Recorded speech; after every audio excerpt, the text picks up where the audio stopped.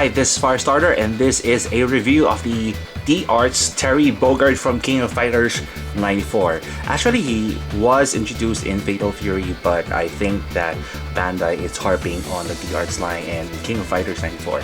So expect to see more King of Fighters in the next round of releases. So we have here is the box art or the packaging for Terry Bogard, and we have here the logo here, the arts, King of Fighters 94, Tamashii Nations, Bandai, and him kicking, doing a roundhouse, and this is the other side, and the other side a bigger picture, and at the back some of the what they call fighting moves for Terry Bogard and King of Fighters. So we have Power Wave, Burn Knuckle, and Power Geyser. Oh my god! And let's open this and let's take a look of what he has to offer for you guys. Righty? Righty.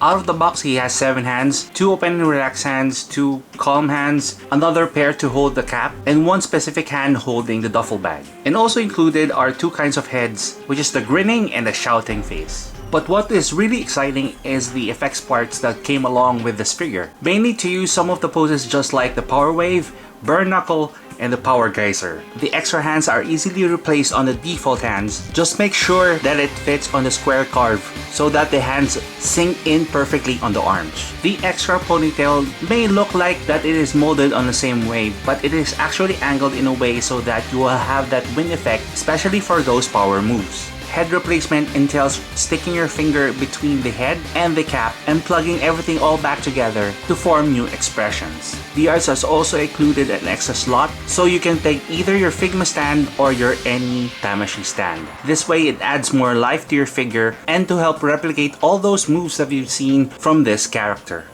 Among the effects parts, only the Burn Knuckle effects are the ones that you need to slide in on the knuckle and on the arm. The tail fits in like a sleeve while the end sits on the fist. Now if you've sorted out everything you have, you may now replicate every single move that you know about Terry Bogard using the effects parts and the accessories, such as the Power Wave, the Burn Knuckle, and his super move, the Power Geyser.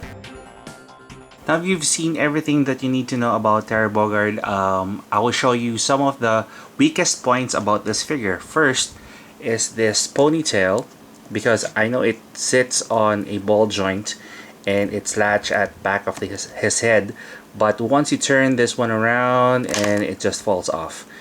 That's one point. Second point is these, because they are separated from the what they call it, the clothing.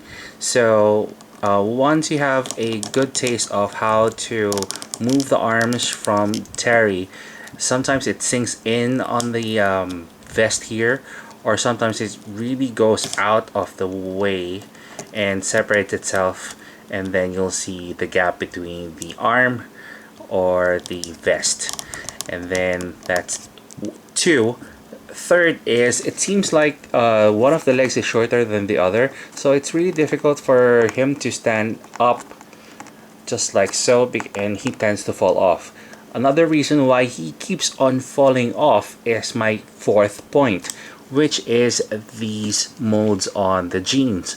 Although this one is quite higher than the other, so that's why this is kind of hindered, and you can't really move that from left to right. You can pull out the sneaker so that it will give a little bit of way in all of the movements, but it's molded in a way that it hides this shoe further than the other one, as you can see here. So there's a big difference between the two.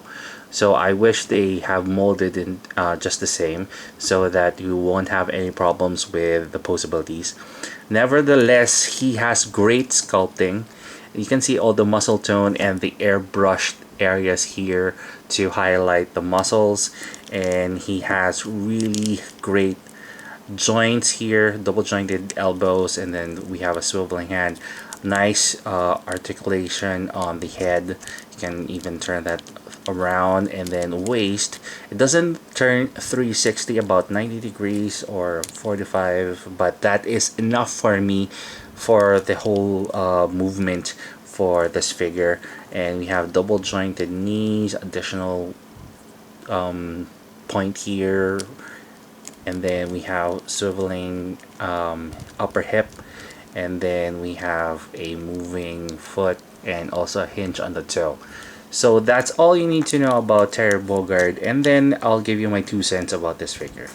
There are so many big expectations that you might want to see in this D-Arts King of Fighters Terry Bogard. I've seen a lot of leaflets and layouts harping on the revolution of this figure, promising that you will see much more than of its previous releases and may top SH Figure Arts and even Ultra Axe. Although he has a great sculpting and design overall, it's the articulation that sets it off. Since this is a first for D-Arts and Bandai to feature King of Fighters as their part of their new collection, I'm just hoping that the next wave of releases would have better improvements, and if they want to include other figures, not only King of Fighters, but also other gaming genres. I say this is a nice figure to have, but please lower your expectations from what you have read and from the photos that you have seen so far on blogs and news sites. And that is my review of the D-Arts King of Fighters 94's Terry Bogard. And if you want to know the possibilities for this figure, always check out the photos at the end of the video. And subscribe to my blog spot for the full written review. This is Firestarter. Thank you very much for watching. And see you on my next review.